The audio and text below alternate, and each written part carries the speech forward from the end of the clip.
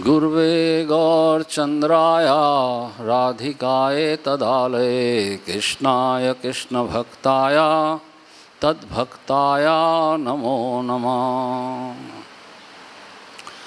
ओम अज्ञानतिमिरन्दस्य ज्ञानाञ्जनशलाकया चक्षुरुन्मिलितं येन तस्मै श्रीगुरुवे नमः। श्रीचैतन्यमनोभीष्टं स्थापितं येन भूतले स्वयं रूपा कदा मह्यं ददाति स्वपदान्तिकं। वन्देऽहं श्रीगुरो श्रीयुत्पत्कमलं श्रीगुरुन् वैष्णवांश्च श्रीरूपं साग्रजातं सगण रघुनाथवितं तं सजीवं सावधैतं सावधूतं परिजनसहितं कृष्णचैतन्यदेवं श्रीराधाकृष्णपादान् सगण ललिता से विशाखान्विताक्ष। नमो विष्णुपादाय कृष्णपृष्ठाय भूतले श्रीमते भक्ति वेदांत स्वामिनिधि नाम्ने। नमस्ते सरस्वती देवे गौरवाणी प्रचारिणे निर्विशेष शून्यवादी पाश्चात्य देशतारिणे। हे कृष्णा करुणा सिंधो दीनबंधो जगतपते गोपेश गोपिका कांत श्री राधा कांत नमोस्तुते। तप्त कांचन गौरांगी श्री राधे वृंदावनेश्वरी वृषभानुसुते देवी प्रणमामि हरिप्रिय। वांछा कल्पतरुभिश्च कृपा सिंधुभ्येव च पतितानां पावनेभ्यो वैष्णवेभ्यो नमो नमः। श्रीकृष्ण चैतन्य प्रभु नित्यानंदा श्री अद्वैत गदाधर श्रीवासादि गौर भक्तवृंदा। हरे कृष्ण कृष्ण कृष्ण हरे हरे हरे राम राम राम हरे हरे। ओम नमो भगवते वासुदेवाय ओम नमो भगवते वासुदेवाय ओम नमो भगवते वासुदेवाय। नारायणं नमस्कृत्य नरं चैव नरोत्तमं देवीं सरस्वतीं व्यास ततो जयमुदीरये। नष्टप्रायेषु अभद्रेषु नित्यं भागवत सेवया भगवती उत्तम श्लोके भक्तिर्भक्तिनष्ट। कृष्णाय वासुदेवाय देवकी नंदनाय च नंदगोपकुमाराय गोविंदाय नमो नमः। मूकं करोति वाचालं पंगुं लंघयते गिरिं यत्कृपात् अधं वन्दे परमानंद माधवं श्रीगुरुदीनतारणम्। आराधयो भगवान् ब्रजेस्तन्यस्तद्धाम वृंदावनम रम्या काचिदुपासना व्रजवधूवर्गण्य कल्पिता श्रीमद्भागवतं प्रमाणमूलं प्रेमापमर्दो महान् श्रीचैतन्य महाप्रभुर्मदविदं तत्तदरो न परा। हरे कृष्णा कृष्णा कृष्णा हरे हरे हरे राम राम राम हरे हरे। हरे कृष्णा। श्रीमद्भागवतम महापुराण के आज के इस कक्षा में श्री वृंदावन धाम में आप सभी वैष्णवजन वैष्णवीज माता जी का बहुत बहुत स्वागत है, अभिनंदन है। तो आज बड़ा ही विशेष पावन तिथि भी है। आज भागवतम जो हमारा प्रतिदिन का कथा होता है उसके अतिरिक्त आज हम चर्चा करेंगे 3 बहुत ही महत्वपूर्ण व्यक्तित्वों पर।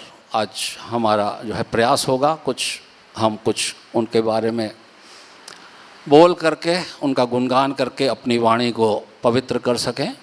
तो शिला मधु दास पंडित का जो है आज तिरोभाव दिवस है और साथ में जानवा माता जी, जानवा माता का आज जो है प्राकट्य दिवस है। और आज विशेष तिथि क्या है? और आज सीता नवमी है। आज सीता नवमी है। आज सीता महारानी भगवान राम श्री राम की आह्लादनी शक्ति सीता जी का प्राकट्य दिवस है सीता नवमी। तो पहले समय तो ज़्यादा नहीं है, तो पहले थोड़ा हम आज के श्लोक के ऊपर चर्चा करते हैं, उसके बाद में जितना संभव हो सकेगा हम प्रयास करेंगे। तो आज जो हम भागवतम का श्लोक ले रहे हैं वो स्कंद 7 है, अध्याय 13 है और अध्याय का नाम है सिद्ध पुरुष का आचरण। और आज की जो श्लोक संख्या है वो भी 9 है। तिथि भी क्या है? नवमी। और श्लोक भी क्या है? 9वां। एक समय ऐसा सुना जाता है कि 9वीं तिथि का जो है तिरस्कार हो रहा था। 9वीं तिथि पे कोई शुभ कार्य नहीं करते थे, तो 9वीं तिथि जो है अपने प्राकट्य रूप में भगवान के चरणों में गई। मेरा तिरस्कार होता है, मेरा कहीं सम्मान नहीं होता, कृपा करें मेरे पे। तो भगवान ने कहा चिंता मत करो, मैं 9वीं तिथि में प्रकट होऊंगा। तो भगवान स्वयं राम नवमी के दिन जो है प्रकट हुए। और फिर उनकी अलादनी शक्ति वो भी 9वीं के दिन प्रकट हुई, सीता नवमी पे।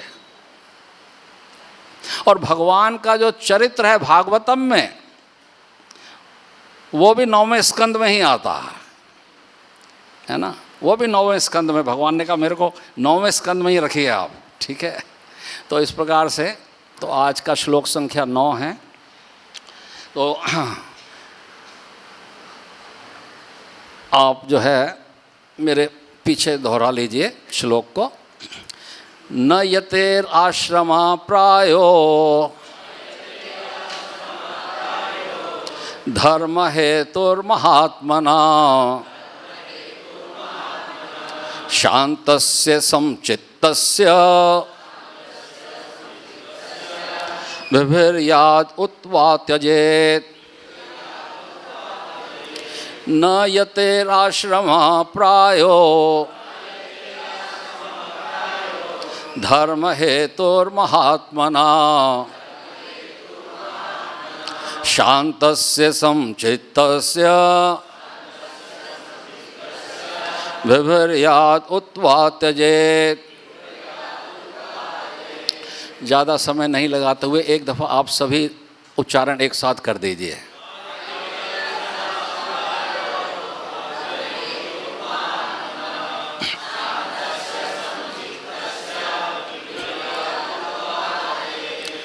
बहुत बहुत धन्यवाद।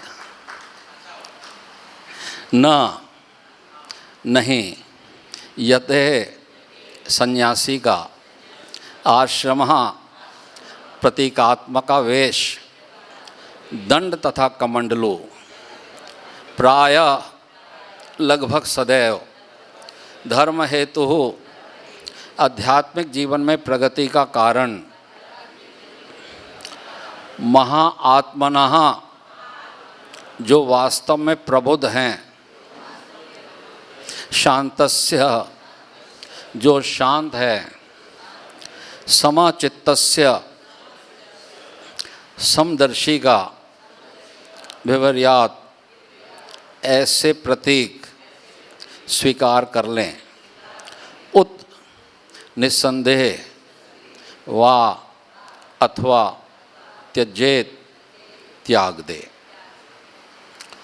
अनुवाद और तात्पर्य शिला प्रभुपाद जी के द्वारा। शिला प्रभुपाद की ऐसे शांत समदर्शी व्यक्ति को जो आध्यात्मिक चेतना में सचमुच प्रगत है, सन्यासी के प्रतीकों यथा त्रिदंड तथा कमंडल को स्वीकार करने की आवश्यकता नहीं रह जाती।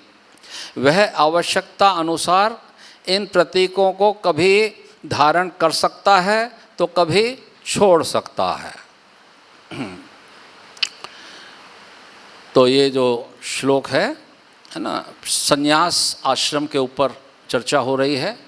तो सन्यासी की क्वालिटीज़ और संन्यास आश्रम के बारे में बताया जा रहा है। परसों हिज ग्रेस राधानाथ प्रभु जी ने बहुत अच्छे से इस श्लोक के ऊपर चर्चा किया था और बताया था उन्होंने कि 4 वर्णों में सबसे श्रेष्ठ कौन सा वर्ण होता है? 4 वर्णों में ब्राह्मण, और 4 आश्रमों में कौन होता है श्रेष्ठ? सन्यासी। याद है ना आप लोगों को? तो सन्यास आश्रम 4 आश्रमों में श्रेष्ठ होता है, लेकिन सारे आश्रमों का जनक कौन होता है? उनको उत्पन्न करने वाला कौन सा आश्रम होता है? गृहस्थ आश्रम। गृहस्थ आश्रम से सारे आश्रम निकलते हैं, है ना, चाहे वो ब्रह्मचारी हो, चाहे वो वानप्रस्थ हो, चाहे संन्यास्त हो। तो गृहस्थ आश्रम जो है सभी समस्त आश्रमों का जनक है और संन्यास आश्रम अपने आप में सर्वश्रेष्ठ है। तो अभी जो यहाँ पर हम समझने का प्रयास कर रहे हैं कि ऐसे शांत और समदर्शी व्यक्ति को जो आध्यात्मिक चेतना में सचमुच प्रगत है, बहुत उन्नत स्थिति पे पहुँच गए हैं, सन्यासी बहुत उन्नत स्थिति पे पहुँच गए हैं, उनको अपने जो प्रतीक होते हैं, सिंबल होते हैं, दंड लेके चलते हैं और क्या लेके चलते हैं, कमंडलू लेके चलते हैं। उनको उनके लिए आवश्यक नहीं है कि हर समय वो दंड को धारण के कमंडलू को धारण करें, वो चाहें तो ले सकते हैं और चाहें तो नहीं ले सकते। ये इस श्लोक का अनुवाद है। अब तात्पर्य में शिला प्रभुपाद क्या कह रहे हैं उनको अपना हम आगे बढ़ते हैं।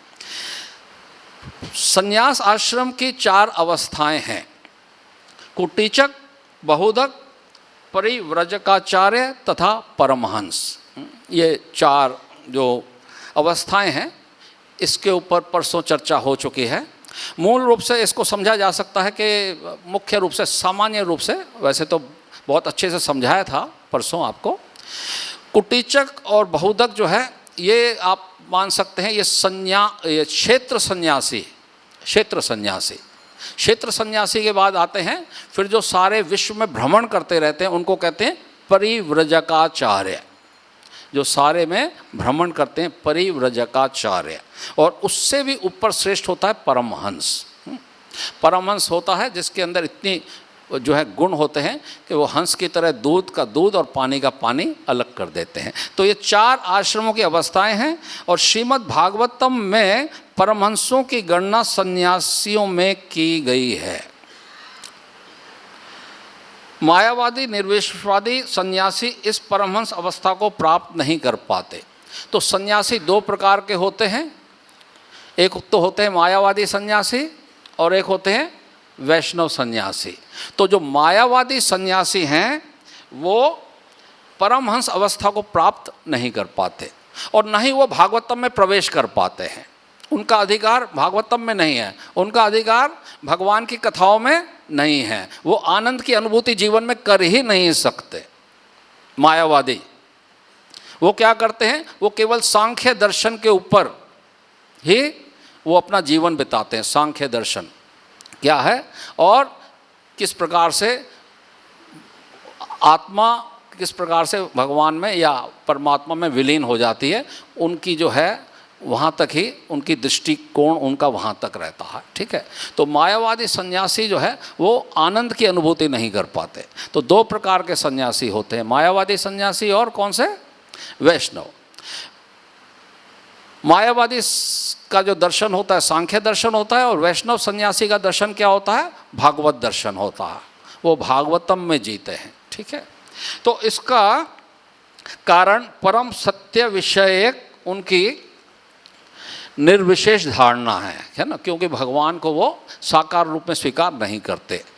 ब्रह्मेति परमात्मेति भगवान इति शब्दते। तो भगवान को जानने का, भगवान को समझने की 3 अवस्थाएं हैं। कौन कौन सी हैं, ब्रह्मेति, परमात्मेति, भगवानेति।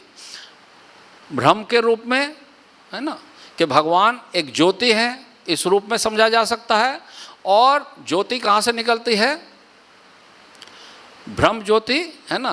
तो एक जो परमात्मेति जो अपने हृदय में परमात्मा के रूप में उनका चिंतन करते हैं और भगवान यानी साक्षात भगवान। तो शिला प्रभुपाद इनको बड़े अच्छे उदाहरण से समझाते हैं।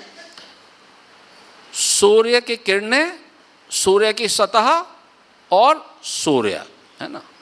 तो सूर्य से ही सूर्य की किरणें आती हैं और सूर्य का सतह भी सूर्य से होता है। लेकिन वास्तविक जो भगवत भक्त होता है वो सूर्य लोक के पास पहुंच करके, जहाँ पर अनेक प्रकार के जीव रहते हैं, जीवात्माएं रहती हैं, उनके संपर्क में भी आ जाता है। तो ये 3 प्रकार से जो है प्रभुपाद बहुत अच्छे से इसका वर्णन समझा रहे हैं। आज हम विस्तार से नहीं लेंगे क्योंकि हमारे को आगे चलना है। ठीक है, परम सत्य का अनुभव 3 अवस्थाओं में किया जाता है, जिसमें भगवान अर्थात भगवान की अनुभूति परमहंसों के लिए है।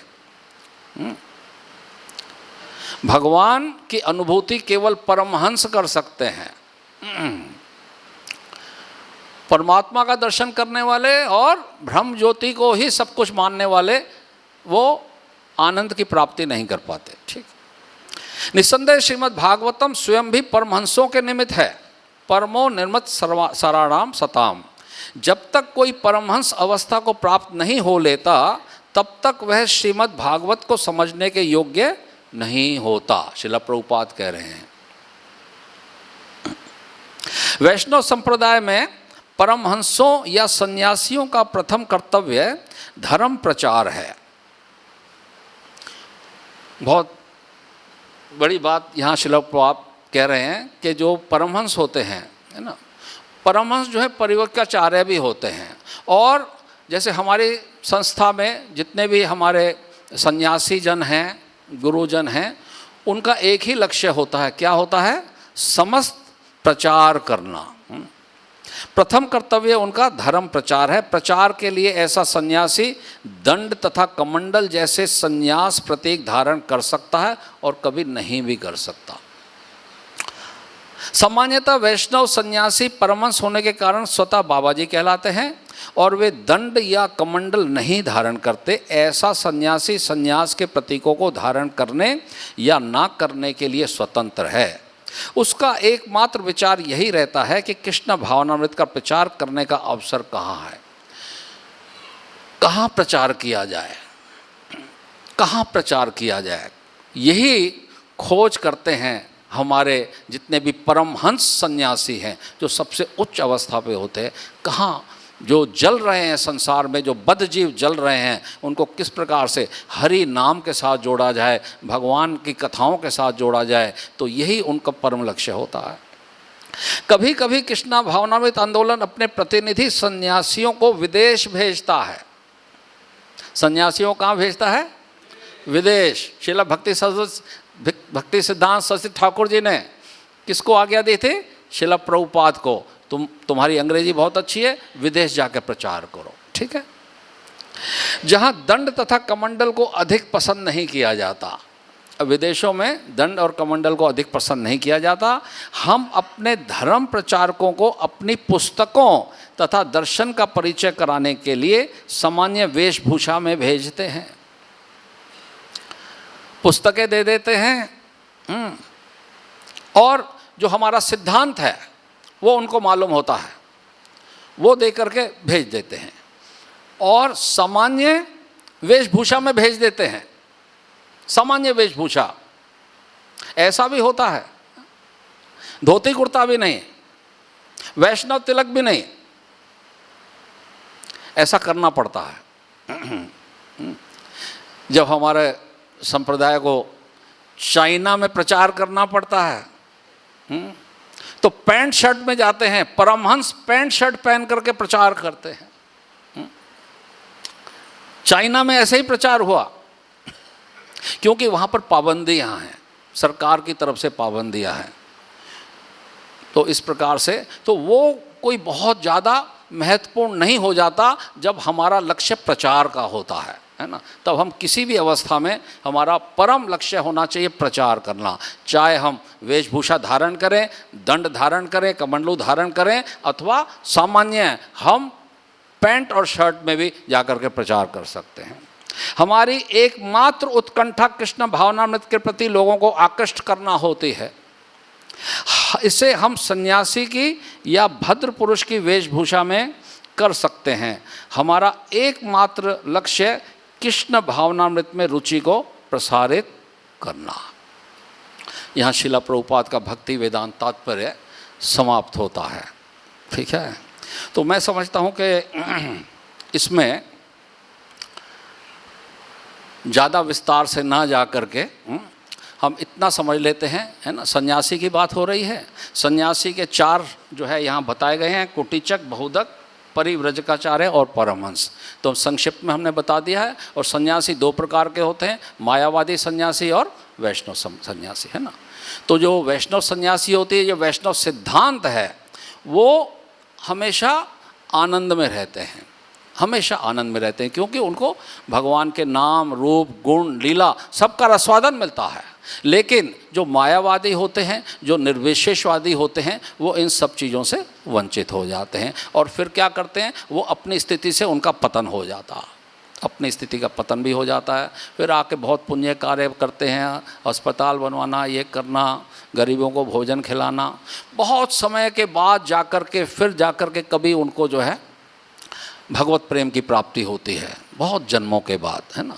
वो मायावादी कृष्ण अपराधी, जो मायावाद का सिद्धांत को अपनाता है वो भगवान का अपराधी होता है, भगवान के रूप को नहीं मानता। तो इस प्रकार से आज हम भागवतम के श्लोक को यहीं विराम देते हुए आगे चलते हैं, ठीक है। इसके उपलक्ष्य में किसी का कोई संदेह या कोई प्रश्न है तो 2 मिनट में ले सकते हैं, नहीं तो हम आगे चलते हैं। हाँ हाँ,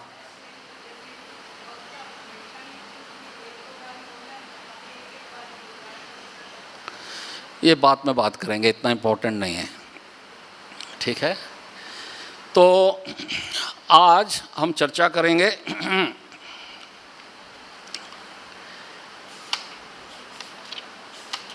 सर्वप्रथम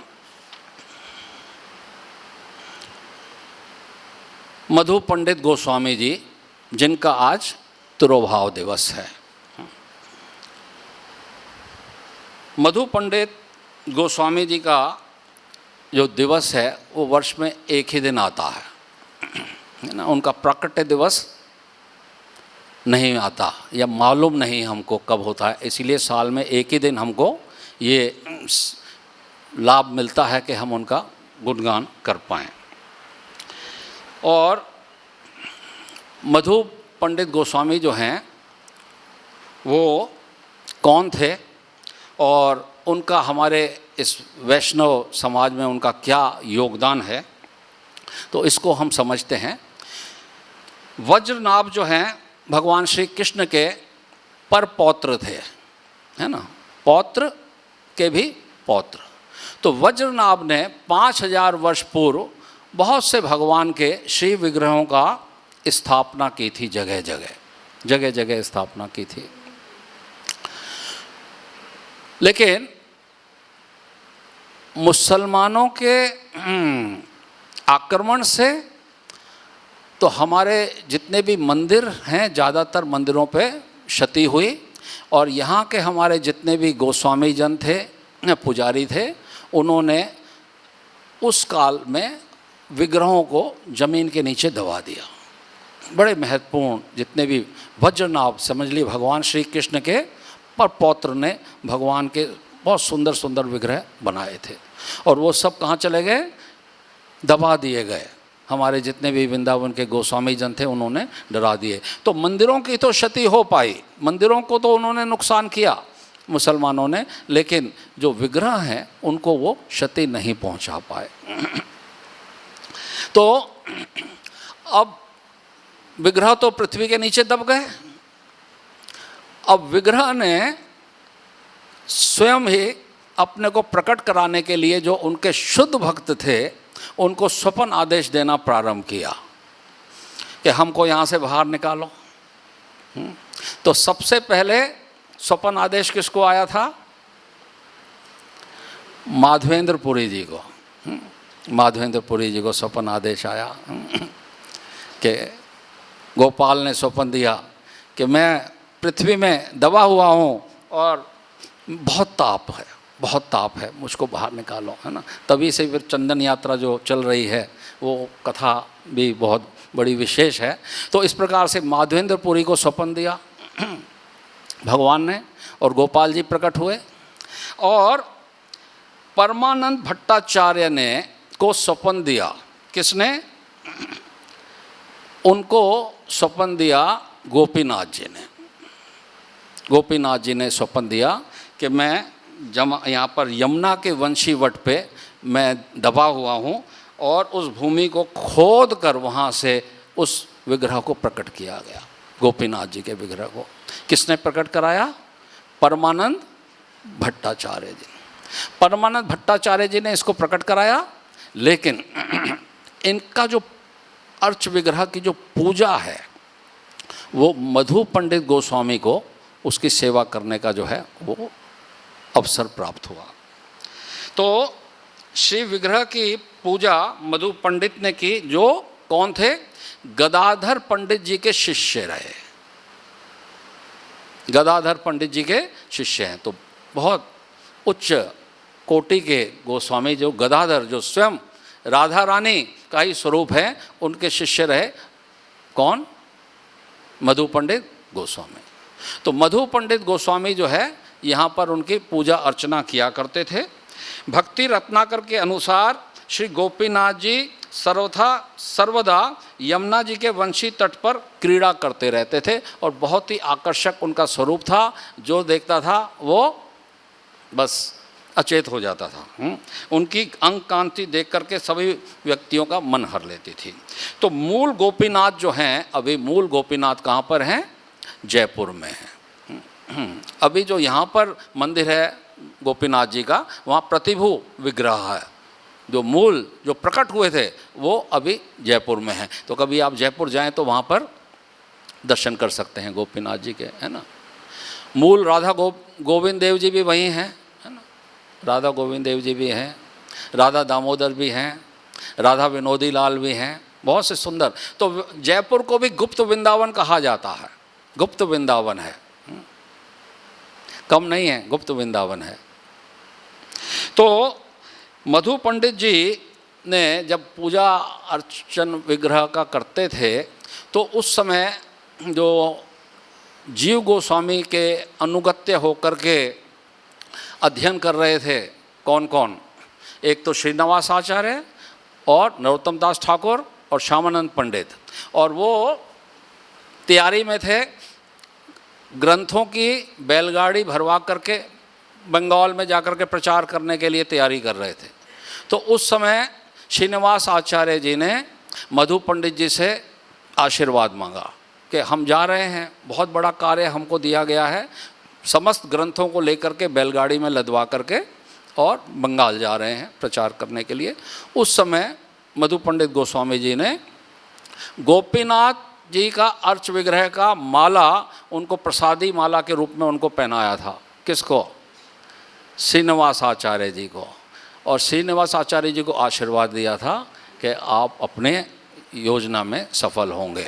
तो जब बंगाल में गए तो फिर क्या हुआ था? फिर उनके जो है वहाँ पर दीर्घ विष्णुपुर में उनके ग्रंथों को लूट लिया गया था, है ना, लूट लिया गया था। तो बहुत ज़्यादा वो लोग परेशान हो गए थे। तब श्रीनिवास आचार्य जो हैं उन्होंने उन ग्रंथों की खोज की और राजा ने जिसने उसको चोरी करवाया था उसको भी भक्त बनाया और सारी प्रजा को भक्त बना दिया।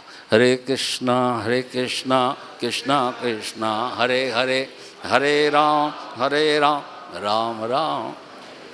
तो मधु पंडित गोस्वामी जी की समाधि जो है वृंदावन में राधा गोपीनाथ मंदिर के परिसर में है। यदि आप जाना चाहें तो जा कर के वहाँ उनका आशीर्वाद प्राप्त कर सकते हैं। तो ये तो हम यहाँ पर विश्राम देते हैं।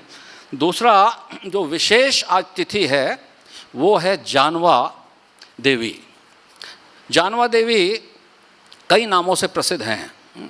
इनको जानवा ठकुरानी भी कहा जाता है, श्री जानवा ठकुरानी, और माँ जानवा के नाम से भी इनको पुकारा जाता है। हमारे गौड़िया वैष्णव संप्रदाय में माँ जानवा ठकुरानी के नाम से विख्यात है। और एक इनका और बहुत प्रसिद्ध नाम है, वो है श्री ईश्वरी। श्री ईश्वरी के नाम से भी उनको जाना जाता है।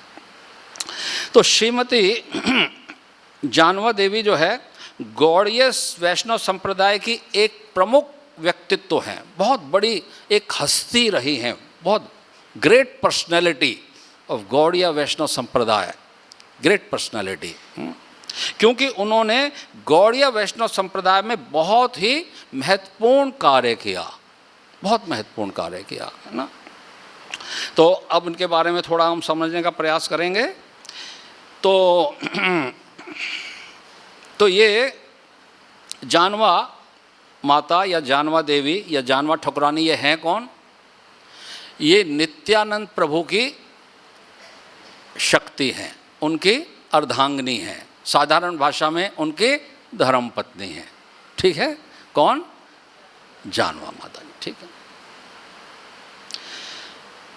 तो जानवा माता जो है ये सूर्यदास पंडित की पुत्री हैं। सूर्यदास पंडित की 2 पुत्रियां थी। कौन कौन थी? उनका नाम था वसुधा और जानवा। वसुधा बड़ी थी और जानवा छोटी थी। और सूर्यदास पंडित आपस में 3-4 भाई थे। सूर्यदास पंडित, गौरीदास पंडित, कृष्णदास पंडित, इस तरीके से ये भाई थे आपस में। तो ये जो है शालिग्राम गांव में निवास करते थे। शालिग्राम गांव का जो है नाम है, वहाँ पर निवास करते थे। तो जो गौरीदास पंडित है ये सब नित्यानंद के परिकर रहे हैं, है ना। तो गौरीदास पंडित तो ब्रह्मचारी रहे।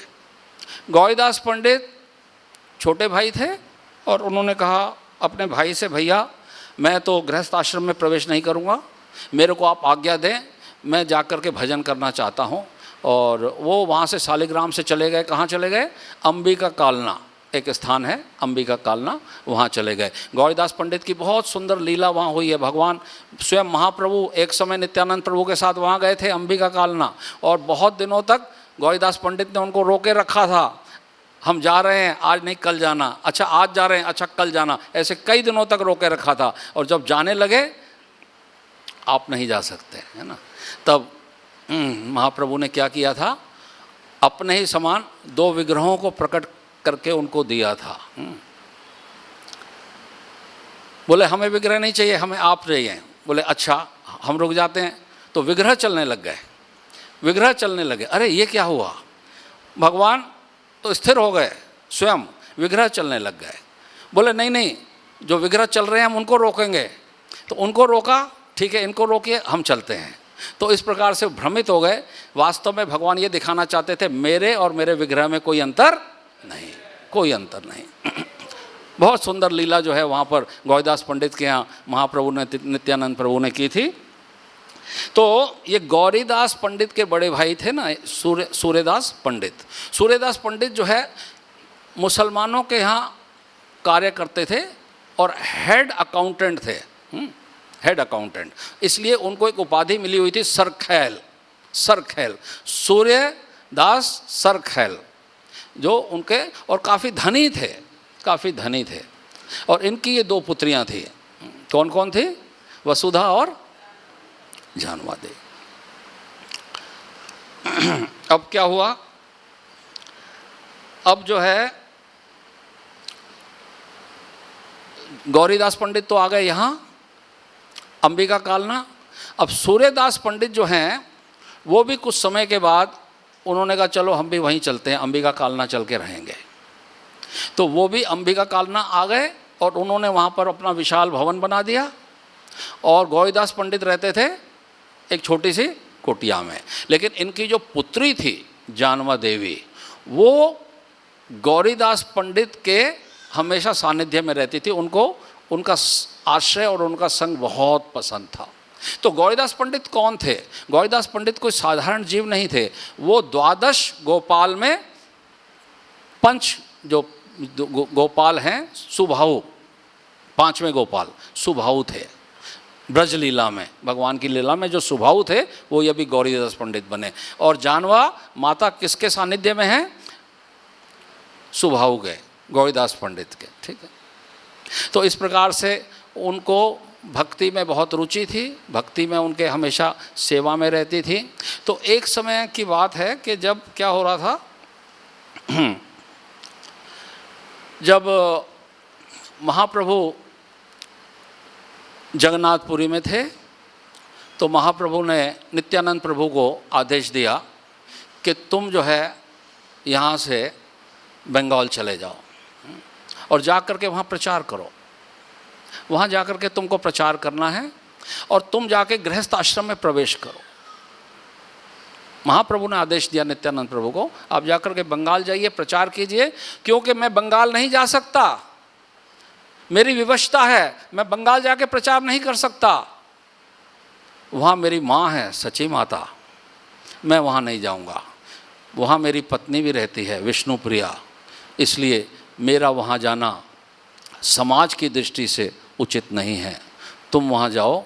और समस्त प्रकार के, और मैं धनी लोगों को भी प्रचार नहीं कर पाता, क्या करूं? सन्यासी वेश में हूं, धनवान लोगों से मैं नहीं मिलता हूं। तो तुम वहाँ के जो धनवान समुदाय हैं, धनी लोगों को भी जाके प्रचार करो, विवाह करो, अच्छे से अपना जो है वहाँ बंगाल में प्रचार करो। तो नित्यानंद प्रभु भगवान की आज्ञा को सर्वधारी करके, जो स्वयं भगवान है नित्यानंद प्रभु बलराम जी हैं, वो आए हैं और आकर के उन्होंने जो है राघव पंडित से मिले हैं। राघव पंडित कहाँ थे उसमें?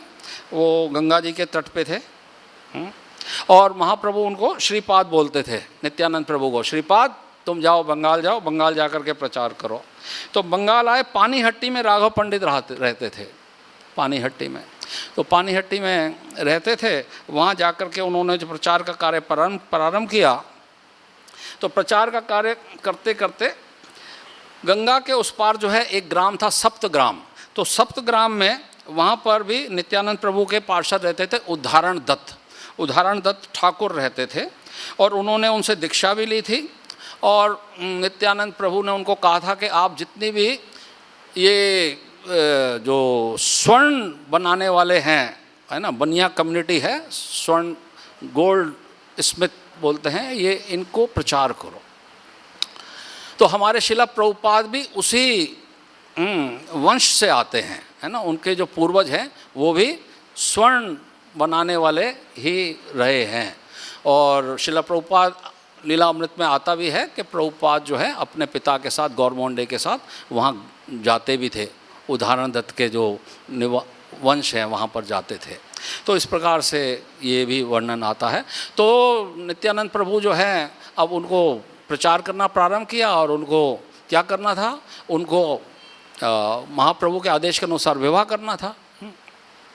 तो इनके एक और परिकर थे कृष्णदास, वो इनके भाई नहीं थे, दूसरे थे कृष्णदास, वो भी सरखैल थे।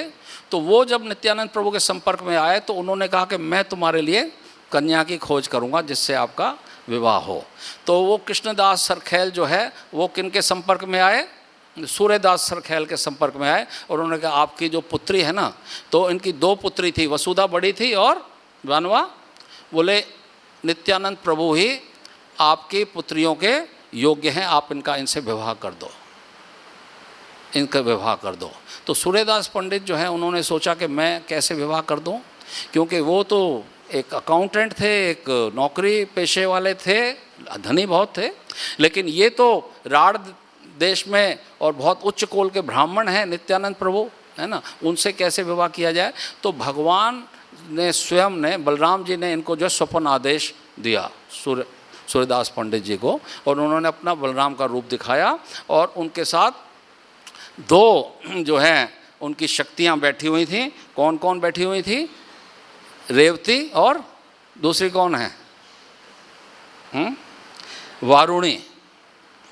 तो वसुधा जो है वो वारुणी है, वारुणी, बलराम की शक्ति वारुणी वसुधा, और जानवा कौन है? रेवती। तो इस प्रकार से उन्होंने उनको दर्शन कराया कि मैं ही नित्यानंद बलराम हूँ, और तुम्हारी ये 2 कन्याएं हैं, यही कौन है? कौन कौन है? वारुणी और रेवती। तो इस प्रकार से उनको जो है उनको समझ में आ गई कि मेरे को विवाह करना है तो नित्यानंद प्रभु से करना है। और नित्यानंद प्रभु का पहले एंगेजमेंट हुआ। एंगेजमेंट कहाँ पर हुआ?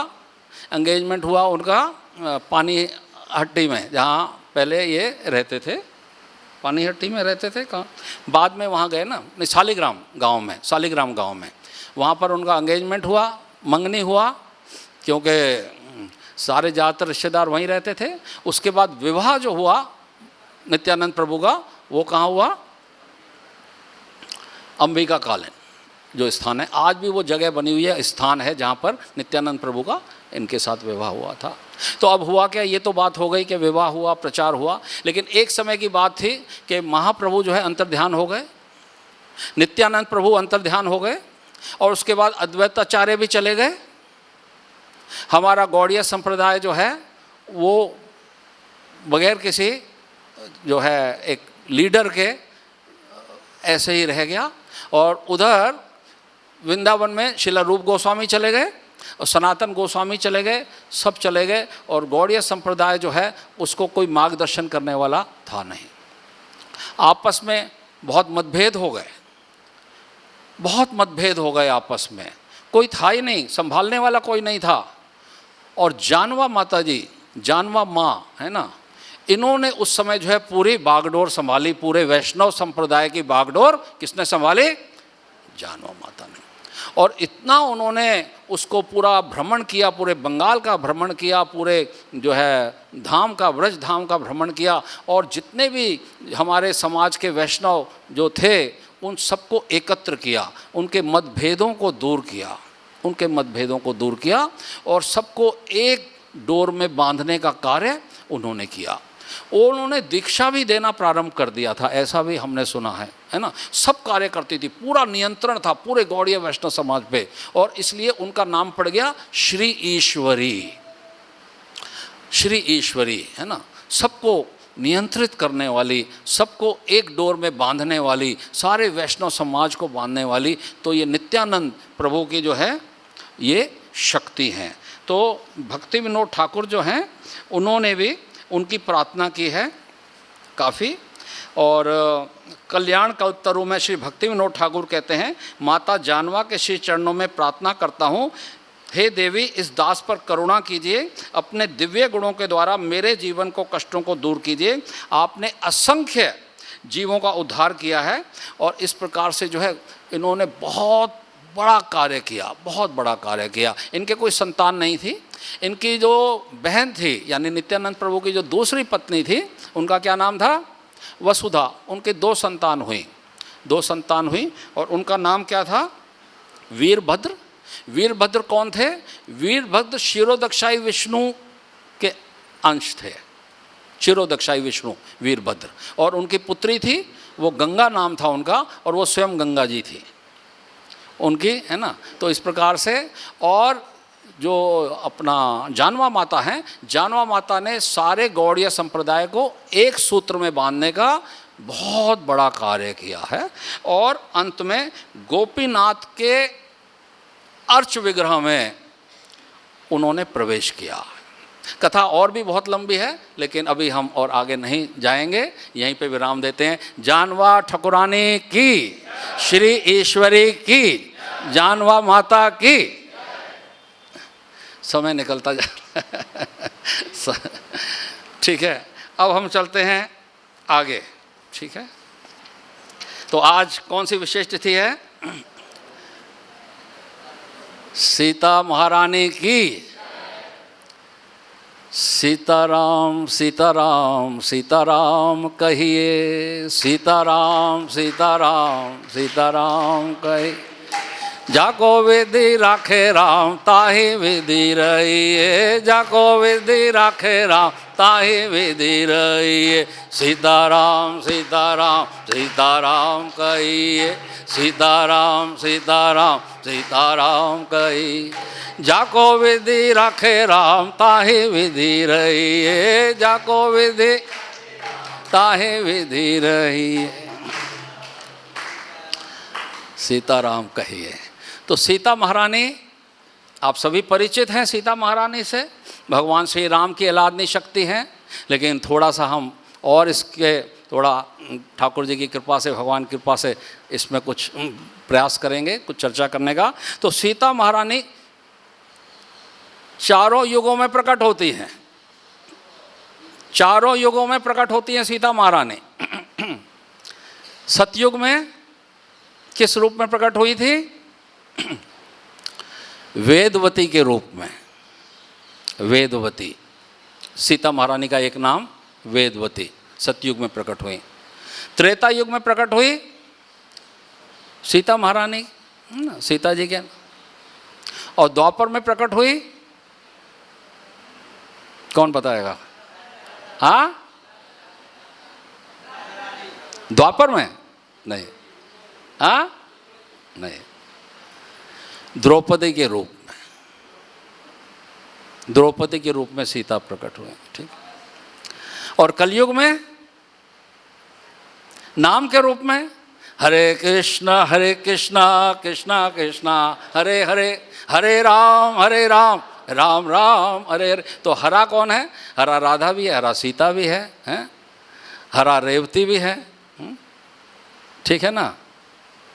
तो अब चलते हैं सीता महारानी के ऊपर थोड़ा सा हम आज कृपा करें। सीता महारानी, भगवान श्री राम कृपा करें कि हम कुछ गुणगान कर सकें। एक समय की बात है, महाप्रभु दक्षिण भारत में थे और दक्षिण भारत में जब प्रचार कर रहे थे, जा रहे थे, तो रामेश्वरम के समीप पहुँचे थे, रामेश्वरम के पास। तो वहाँ पर एक विप्र था, एक ब्राह्मण थे, उनका नाम था रामदास। रामदास को उन्होंने आग्रह किया, रामदास ने आग्रह किया महाप्रभु से कि कृपा करके आज एक समय का आप मेरे यहाँ भिक्षा करें, मेरे यहाँ आकर के भोजन सेवा मुझको मौका दें। तो महाप्रभु ने उनकी प्रार्थना को स्वीकार किया। बोले ठीक है विप्र, बहुत सुंदर बात है, हम आपके यहाँ आएंगे और भोजन ग्रहण करेंगे। हम स्नान करके आते हैं। स्नान करने गए, स्नान करके महाप्रभु लौटे। विप्र क्या बात है, तुम रो क्यों रहे हो? भोजन कहाँ हमारा? भोजन कैसे बनेगा? भोजन कैसे बनेगा? अभी तो लक्ष्मण लकड़ियाँ चुनने गए हुए हैं। जब लकड़ियाँ चुन के लाएंगे लक्ष्मण, फिर जाकर के सीता जी चूल्हे में उसको बनाएंगे, जलाएंगे भोजन, तब तो जाके भोजन बनेगा। अभी भोजन कहाँ से बनेगा? महाप्रभु समझ गए कि ये अप्रकृत अवस्था में है, प्राकृतिक अवस्था में नहीं है। ये भगवान राम की लीलाओं में चिंतन कर रहे हैं और रोए जा रहे थे। जब वो अपनी प्राकृत अवस्था में आए तब उन्होंने जो है बड़ी मुश्किल से प्रसाद वगैरह जो है भोजन बनाया और महाप्रभु को भोजन की सेवा कराई, लेकिन स्वयं भोजन नहीं किया, रोए जा रहे थे। महाप्रभु ने कहा कि भाई आप भोजन क्यों नहीं कर रहे हो? बोले मैं कैसे भोजन कर लूँ, मुझसे भोजन होता नहीं। भगवान की आह्लादनी शक्ति को रावण हरण करके ले गया और वो किस अवस्था में होगी, किस अवस्था में होगी, और मैं यहाँ भोजन करूँ, मुझसे नहीं होगा। तो महाप्रभु उसकी अवस्था को देख के समझ गए कि ये जो है भगवान राम की बहुत लीला में इसका आवेश हो चुका है। तो उन्होंने बहुत समझाने का प्रयास किया महाप्रभु ने, लेकिन उसको समझ में नहीं आ रही थी। तो फिर महाप्रभु आगे गए। जब रामेश्वरम पहुँचे हैं तो वहाँ पर कुछ ब्राह्मणों का आपस में जो है चर्चा चल रही थी अग्नि पुराण के ग्रंथ को लेकर के, और वहाँ पर उसमें बताया गया है कि किस प्रकार रावण जो है महारानी सीता को छू भी नहीं सकता और किसको ले गया था? छाया सीता को जो है वो अपहरण करके ले गया था। तो वो जो ग्रंथ का जो पृष्ठ था, है ना, उस पृष्ठ को लेकर के महाप्रभु वापस आए हैं उस ब्राह्मण के पास में, और उसको वो दिखाया है कि देखो आप दुखी मत हो, माता को, सीता माता को कोई छू भी नहीं सकता, स्पर्श नहीं कर सकता। तो इस प्रकार से जो है उनका भ्रम दूर किया। उसके बाद में फिर उस ब्राह्मण ने बड़े प्रेम से भोजन बनाया और महाप्रभु को भी खिलाया और स्वयं भी खाया। तो इस प्रकार से अभी हम इसमें चलते हैं आगे कि वेदवती की जो कथा है वो पद्म पुराण में आती है। और वेदवती जो हैं ये, इनके जो पिता हैं ये दो भाई थे, धर्मध्वज और कुशाध्वज। कुशाध्वज की दो पुत्रियां थीं। इनका नाम, एक का नाम था या वेदवती और एक का नाम था सत्यवती। तो वेदवती कौन बनी अगले जन्म में, अगले उसमें युग में सीता बनी, और सत्यवती जो है वो तुलसी महारानी बनी। ठीक, ये बनी। तो ये कथा सुना रहे हैं भगवान नारायण ऋषि जो है नारद मुनि को ये कथा सुना रहे हैं, और जो भी इस कथा का पान करेगा वो सारे कलमश से, सारे पापों से मुक्त हो जाएगा। ठीक है, तो अभी पहले बता देते हैं, तो ध्यान से जरा आप सुनिएगा, है ना। तो कुशाध्वज की पुत्री कौन कौन थी? वेदवती और सत्यवती। वेदवती सीता बनी। तो वेदवती जो हैं वो लक्ष्मी जी का अंश है। जैसे ही वेदवती का प्रकट होता है, जन्म होता है, वो जन्म लेते ही वो खड़ी हो जाते हैं। खड़ी हो जाती हैं। और जब जन्म होता है तो उसको, बच्चे को जैसे स्नान कराया जाता है, वो स्नान करने भी खुद चली गई। पैदा होते ही स्नान करने खुद चली गई, और स्नान करने के बाद बहुत उन्होंने वेदों के श्लोकों का उच्चारण करना शुरू कर दिया। बहुत वेदों के श्लोकों का उच्चारण करने लगी, इसीलिए उनका नाम वेदवती हुआ। जो वेदों में पारंगत थी, इसीलिए उनका नाम वेदवती हुआ। और वो वन में चली गई, रुकी नहीं वहाँ। जन्म लेते ही खड़ी हो गई पृथ्वी पर और वेदों का किया। उसके बाद चल पड़ी और एक मनवंतर तक उन्होंने क्या किया, पुष्कर क्षेत्र में जाकर के, एक मनवंतर मतलब लगभग 30 करोड़ वर्ष तक जाकर के उन्होंने पुष्कर क्षेत्र में तपस्या करी। किसने? वेदवती ने। और भगवान को पति के रूप में चाहा, श्री हरि को पति के रूप में चाहा।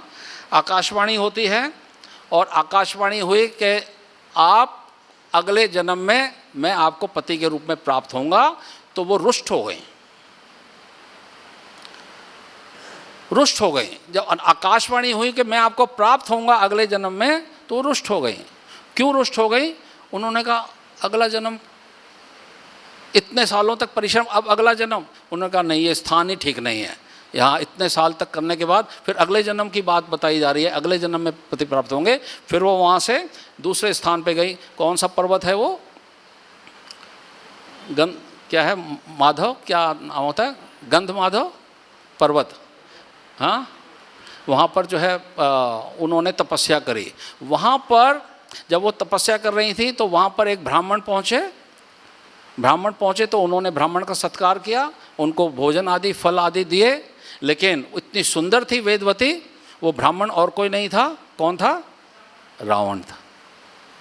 रावण जो है बहुत ही काम के वशीभूत हो गया और उन्होंने उसको स्पर्श किया।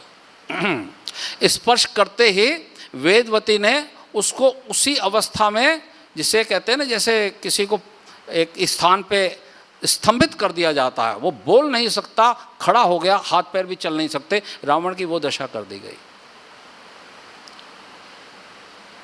और वहाँ वेदवती ने उसको श्राप दिया कि तूने मोहवश, कामवश जो मेरे को स्पर्श किया है, अब तेरी मृत्यु का कारण मैं ही बनूंगी और मैं अपने शरीर को यहीं समाप्त करती हूँ। तो योग बल से वेदवती ने अपने शरीर को समाप्त कर दिया। और रावण जो है वो फिर वहाँ से वापस गया लंका और सोचते हुए गया कि मेरे से कितना भारी अपराध हो गया है। तो ये तो उनके पूर्व जन्म की कथा है। अब जो है महाराज जनक मिथिला में रहते हैं और संतान के लिए उनको यज्ञ करना है। वर्षा नहीं हो रही है तो उनको कहा गया कि आप यहाँ स्वयं यज्ञ करें, और उसके लिए वो पृथ्वी का जो है वो जोतन कर रहे थे और हल, सोने के हल से जो है भूमि को जोत रहे थे। और उसके जो अग्रभाग को क्या कहा जाता है? शीत कहा जाता है, शीत। तो शीत जो है उससे उन्होंने जब खोदा तो एक अंदर से, ज़मीन के अंदर से बक्सा निकला और उस बक्से के अंदर जब खोला तो नवजात शिशु के रूप में सीता महारानी प्रकट हुई। सीता महारानी की। तो उन्होंने संतान के रूप में महाराज जनक ने उनको स्वीकार किया और उनके कोई संतान नहीं थी।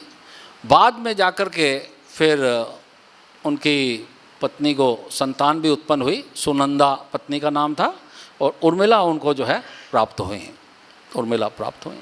तो इस प्रकार से सीता महारानी जो हैं वो आध्यात्मिक शक्ति हैं और खेल खेल में ही वो क्या करती थी, वहाँ पर उनके घर पे शिव धनुष था, शिव धनुष को खेल खेल में स्वयं अकेले में उठा लेती थी। जिस धनुष को उठाने के लिए कम से कम 300 महायोद्धा चाहिए, महायोद्धा, 300 महायोद्धा उठाएंगे तब जाकर के वो हिलता था, तो उसको वो खेल खेल में उठा लेती थी। तो इस प्रकार से एक समय जब परशुराम जी ने देखा कि तुम्हारी पुत्री तो अद्भुत है ना, ये खेल खेल में इस धनुष को उठा लेती है जिसको कोई उठा नहीं सकता, इस शिव धनुष को। तो फिर उस समय महाराज जनक ने ये प्रतिज्ञा की कि इसके लिए कोई साधारण जो है वो कोई वर नहीं हो सकता, वर वही होगा जो इस धनुष को कम से कम उठा के इसके ऊपर प्रत्यंचा चढ़ा दे। तो ऐसी प्रतिज्ञा जनक महाराज ने ली। तो सीता महारानी बहुत सुंदर थी। इधर क्या हुआ कि भगवान राम और उनके जितने भी अपने भ्राता थे गए हुए थे, गुरुकुल गए हुए थे। गुरुकुल से जब लौटे अध्ययन करने के बाद तो राजा दशरथ बड़े प्रसन्न थे। राजा दशरथ अपने पुत्रों को देके प्रसन्न थे। तो वहाँ से कौन आ गए? वहाँ से विश्वामित्र आ गए। विश्वामित्र ने कहा मुझको अपना पुत्र दे दो, राम मुझको दे दो। राम दे दो? राम कैसे दे दो? मैं प्राण त्याग सकता हूँ, मैं राम नहीं दे सकता, राम नहीं दे सकता। तो वो माने नहीं। फिर उनके जो गुरु थे वशिष्ठ जी, उन्होंने दशरथ महाराज को कोने में ले जाके समझाया। बोले आप इनको दे दीजिए। क्या कह रहे हैं मुनिवर? क्या कह रहे हैं? मुनिवर कह रहे हैं राम दे दो, मैं इनका कल्याण करूँगा, इनका कल्याण हो जाएगा। तो आप कल्याण का मतलब नहीं समझते महाराज दशरथ, वो कल्याण की बात कर रहे हैं। कैसा कल्याण? बोलो वो इनका विवाह कराने की बात सोच रहे हैं, कल्याण मंडप में इनको पहुंचा देंगे। तब दशरथ महाराज तो बड़े प्रसन्न हो गए। अच्छा ऐसा सोच रहे हैं? बोले हाँ ऐसा सोच रहे हैं। तो इस प्रकार से जो है भगवान राम और लक्ष्मण उनके साथ गए हैं और जो भी असुरों का वध करना था वो वध करके 10 दिन के भीतर इनको कहाँ पहुँचा दिया गया? मिथिला, नरेश के यहाँ मिथिलापुरी में जो है पहुँचा दिया गया। और वहाँ पर जनक नंदिनी के साथ इनकी भेंट होती है और इन्होंने कहा कि भाई बड़ी सुंदर नगरी है और यहाँ पर अनेक प्रकार के बड़े सुंदर जो भी वर्णन है वो तो है ही है। और उन्होंने फिर उस धनुष का दर्शन किया है। तो विश्वामित्र जो है वहाँ लेके गए हैं उनको। धनुष के बारे में फिर आपको पता ही है, कथा आपने रामायण में सुनी है, किस प्रकार से भगवान ने जो है उस धनुष को भंग कर दिया और धनुष को जो है उन्होंने सीता महारानी जो है उनको प्राप्त हो गई और पुत्रों को भी जो है फिर उनके योग्य जो है वधू उनको प्राप्त हुई। तो इस प्रकार से विवाह हुआ। विवाह होने के बाद की कथा आपको मालूम है। रामायण में स्त्री की भूमिका बहुत विशेष है ना। चार स्त्रियों ने रामायण का पूरा जो है वो जो रचना है वो उन 4 स्त्रियों के नाम से हो प्रसिद्ध है। तो एक तो मंथरा और कैकेयी का संवाद, मंथरा और कैकेयी, और उसके बाद में जो शूर्पणखा और सीता महारानी है ना। यही रामायण की मुख्य भूमिका निभाने में इनका हाथ रहा है। तो इस प्रकार से धनुष भंग विवाह हुआ और विवाह होने के बाद में 10 जो है विवाह होने के बाद में जो फिर आपको मालूम है जब कुछ समय के बाद राज्याभिषेक होने जा रहा था तो किस प्रकार से कैकेयी ने है ना भरत को राज्य के लिए कहा और फिर इनको वनवास हुआ। तो वनवास के बाद किस प्रकार से जब वन में थे तो लक्ष्मण को भी इस बात का मालूम नहीं था कि कब भाभी सीता जो है अग्नि देव की शरण में चली गई। लक्ष्मण को भी इस बात का पता नहीं लगा।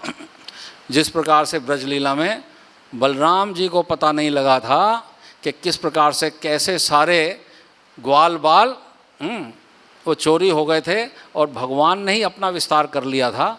बलराम जी को पता नहीं लगा था काफ़ी समय तक, अंत में जाके पता लगा था। उसी प्रकार से लक्ष्मण जी को पता नहीं लगा कि कब अग्निदेव को इनको समर्पित कर दिया गया। और जब रावण आता है उनकी कुटिया में, रावण उनकी कुटिया में आता है भिक्षा मांगने के लिए सीता महारानी से, तो फिर वो छाया सीता का जो है हरण करके ले जाता है। और छाया सीता जो है जब वो वापसी पे जब उनकी अग्नि परीक्षा होती है तब फिर छाया सीता जो है वो अग्नि में जब प्रवेश करती हैं तो फिर वास्तविक शीशा जो है सीता जो है प्राप्त होती है। तो अब ये सारी कथा तो हम आपको नहीं सुनाएंगे विस्तार से। अब बात ये आती है कि जब छाया सीता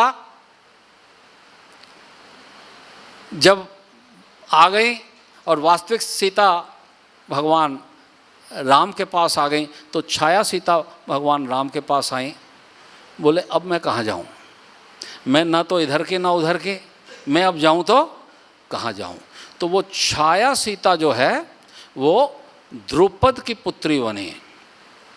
पहले तो वो तपस्या करने चली गई थी, उन्होंने शिव जी की तपस्या करी और मुझे पति चाहिए, पति चाहिए, पति चाहिए, पति चाहिए 5 बार बोला।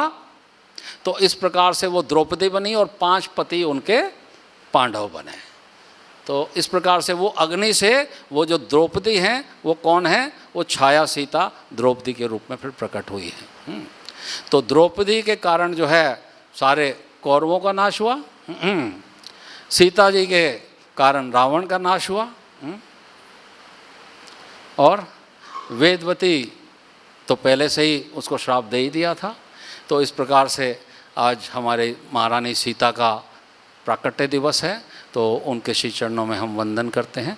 हरे कृष्णा कृष्णा कृष्णा हरे हरे, हरे राम राम राम हरे हरे। निताई गौर प्रेमानंदे हरे हरे। वो